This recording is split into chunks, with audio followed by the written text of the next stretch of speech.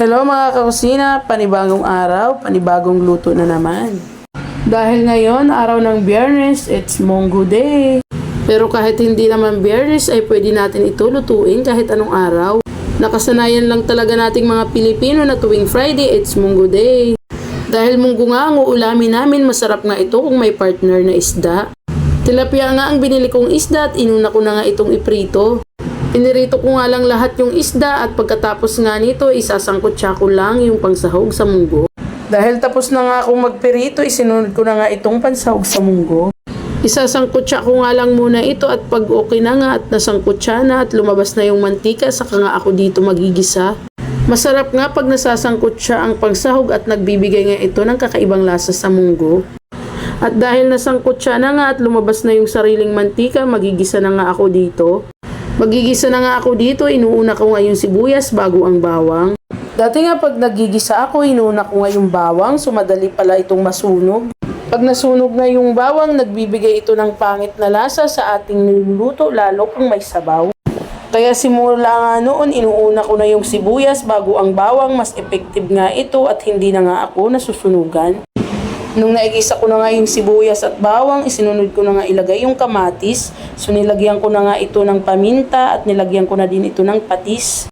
Nung nailagay ko na nga yung mga pampalasa, hinalo ko lang ito para mag-all combine all together. So together na nga, nag-all combine pa. Pag hindi ka pa sumarap, ewan ko na lang, char.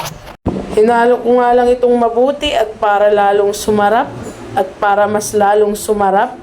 Bakit kaya meron pang mas at lalo sumarap? Pag di ka pa sumarap, ewan ko na lang, char.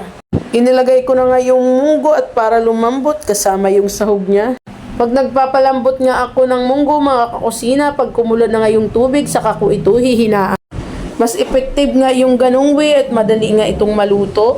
Dahil malambot na nga yung munggo, naglagay nga ako siya ng nor para mas lalong sumarap yung ating gulay na munggo.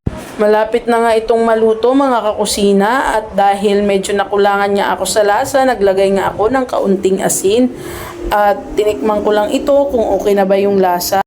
Ang gusto ko nga sa munggo ay medyo may sabaw-sabaw kaya nagdagdag nga ako dito ng tubig at medyo malapot nga yung munggo. Pagkatapos ko nga ilagay yung tubig, hinalo ko nga lang ito para mag-all combine together at antayin nga natin ito na kumulo ulit. At dahil kumukulo na nga, ilalagay ko na nga dito yung gulay na ampalaya. So masarap pag ang munggo may dahon ng ampalaya at medyo may mapait-pait nga ito. Nung nailagay ko na nga yung dahon ng ampalaya, hinalo ko lang ulit ito at luto na nga. At dahil luto na, kakain na kami at sana kayo din kumakain na at nakaluto na.